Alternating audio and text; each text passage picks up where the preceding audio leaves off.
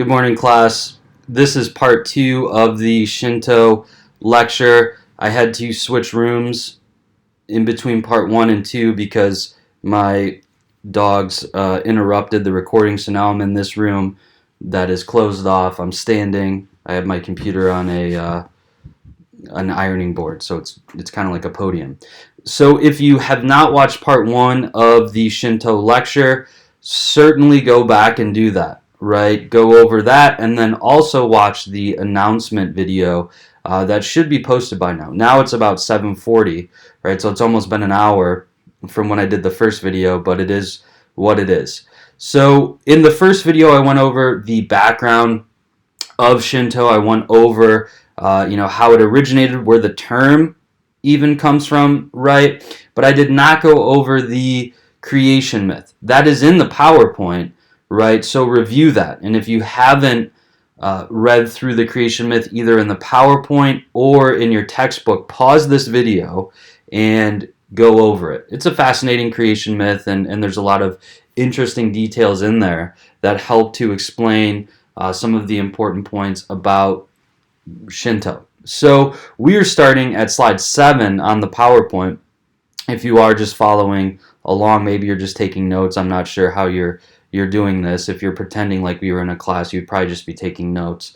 But either way, right, what is ultimate reality according to Shinto or Shintoism? Is that first and foremost, going off of the creation myth, right, is that there is this active kind of moment where the world is divinely created. It's not as if the world just comes into existence. It's that there's this active kind of creation story, which means that if the world is divinely created, right, that there's this special connection between humans and the divine, ultimate reality, if you will. So for those of the Shinto faith, what they believe is that the world, and most importantly Japan, since this is an indigenous religion to Japan, is populated by kami. Now, you have probably heard this term kami in the context of kamikaze, and I will speak on that in a minute. But nevertheless, is that the world is populated by kami.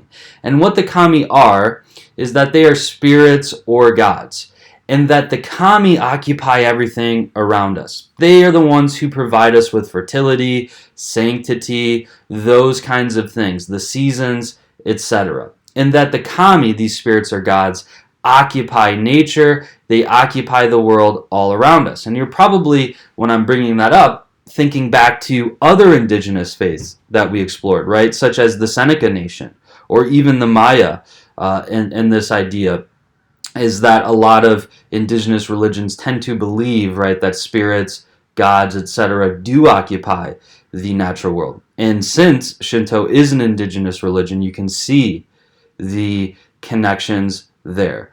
So if kami can occupy things all around us, it helps to explain why those of Shinto, leanings, or at least those who practice Shinto rituals and things like that, are so connected to the natural world, and not only connected to the natural world, but work very hard to preserve the natural world, which is very interesting in the sense that Japan is this post-industrial, postmodern, if you will, nation state that also attempts to maintain cleanliness, purity, and nature, and we'll speak on that in a second. But the big takeaway, according to what I'm trying to communicate to you, is that Shinto faith, right, believes first that the world is divinely created, is that it is a special kind of reality that we live in, and that the world, because it is divinely created, is inhabited by kami, by spirits, by gods, and that when you look at a tree in a meadow, or you look at a mountain or a waterfall, is that you are actually observing, right, the power and the experience of the kami, right, is that they inhabit everything, so that it's not just a waterfall, or it's not just a tree, right? If you're walking on campus, imagine if you were of the Shinto faith. And the courtyard, right? And in the spring, it's very pretty when the flowers are blooming and the season is changing and those kinds of things. Those of the Shinto faith would take a step back and look at that and say, wow, that is kami, right? There they are. They have manifested themselves in this experience. So I went over, right, just in this second part, what is ultimate reality. I'm going to pause it now, and then we are going to get into the final parts of this lecture, the essential beliefs, how one should live according to Shinto faith. So I'm pausing it here. It's at about the 5.5 minute marker, and then I'll pick up with part 3 in a second.